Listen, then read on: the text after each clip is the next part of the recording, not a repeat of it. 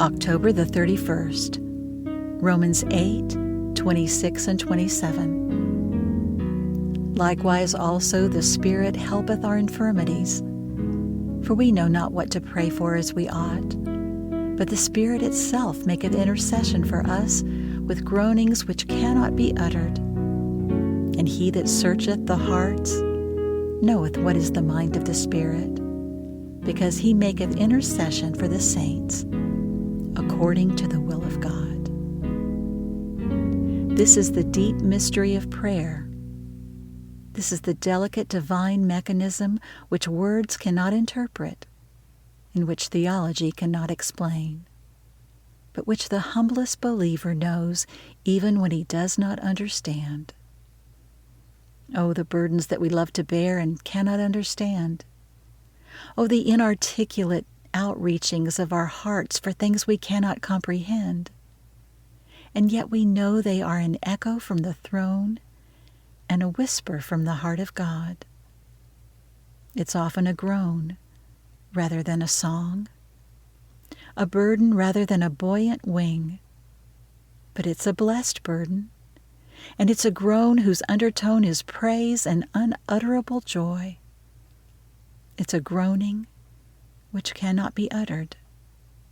We could not ourselves express it always, and sometimes we don't understand any more than that God is praying in us for something that needs His touch and that He understands.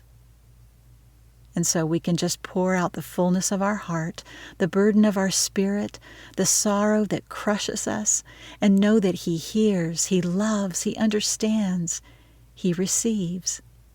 And He separates from our prayer all that is imperfect, ignorant, and wrong, and presents the rest with the incense of the great high priest before the throne on high. And our prayer is heard, accepted, and answered in His name. It's not necessary to be always speaking to God or always hearing from God to have communion with Him. There's an inarticulate fellowship more sweet than words. The little child can sit all day long beside its busy mother, and although few words are spoken on either side, and both are busy, the one at his absorbing play, the other at her engrossing work, yet both are in perfect fellowship. He knows that she's there, and she knows that he's all right.